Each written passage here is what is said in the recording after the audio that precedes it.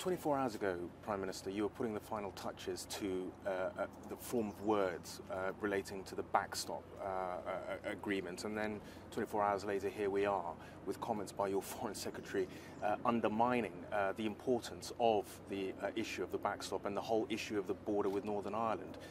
Doesn't that sort of put to the sword any idea of a sort of cabinet unity on Brexit and specifically on this issue?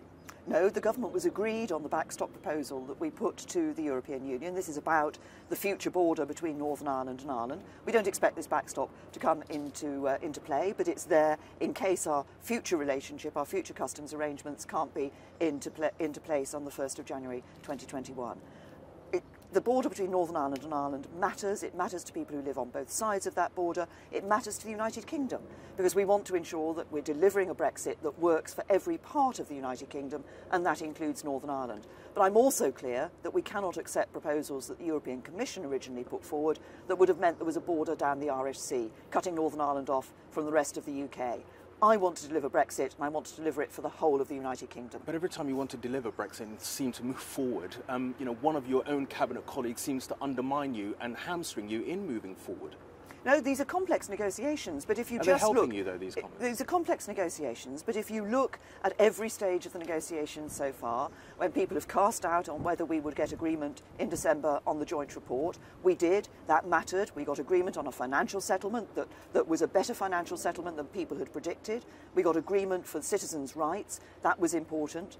Before March, people said we wouldn't achieve the implementation period that business particularly wanted to give them certainty. We achieved that. Now we're moving on to finalise the withdrawal agreement, but also to our future relationship. And that's important because this is about the prize that is there for people of a Britain, a United Kingdom that is in control of its money law and borders, has those better trade relationships around the rest of the world, and that's about prosperity and success for Britain in the future. But one thing is, having agreement with the EU and taking back control from the EU, as the saying goes, but you're not in control of your cabinet colleagues. I mean, when you have your Foreign Secretary saying that he thinks that Donald Trump would do a better job of delivering Brexit, where does that leave you? Well, look, there are strong views. Boris has strong views in Brexit, but so do I. I want to deliver Brexit for the British people, and I'm determined to do exactly that. And that's what I'm getting on and doing. And that's what you'll see next week in the House of Commons when we have the EU withdrawal bill back to the House of Commons with Lord's amendments. We'll be dealing with those. That's what you'll see when I go to the June European Council. And why people want to see this happening, because there is that brighter future for Britain outside of the European Union, in control of our money laws and borders, able to do trade deals around the rest of the world, bringing prosperity and jobs to people in the UK. But you've got a Foreign Secretary almost flirting with, undermining you openly. You've got a Brexit Secretary flirting with resignation. You've got the Foreign Secretary also describing your European allies as the enemy and the importance of taking the fight to the enemy. You're about to meet some of those members of the EU here. What do you say to them when you walk into the hall with your Foreign Secretary saying things like this? When I work with my European allies, what we'll be doing here at the G7 is looking at issues that affect not just us but other parts of the world.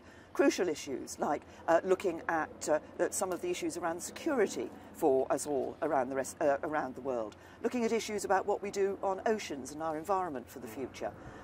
When we sit down in the European Council and we also talk about issues, how we can deal with the malign activity of Russia, how we can ensure that we're seeing that greater prosperity for people across the whole of Europe.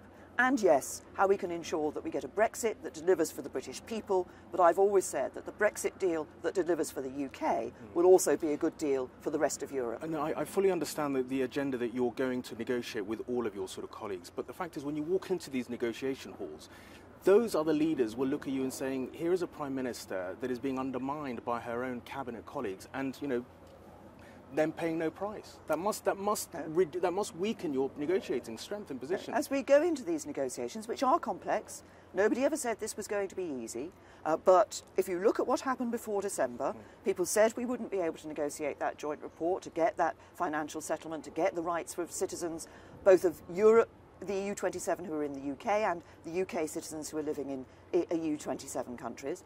People said they cast doubt on whether we could achieve the implementation period for business. We did both of these. Now we're looking ahead to negotiating what that future relationship is going to be. The government has put forward our proposal for this backstop to deal with the Northern Ireland border issue, and I'm determined to deliver on Brexit for the British people. That's what people want. They want it because they want to see a brighter future for Britain.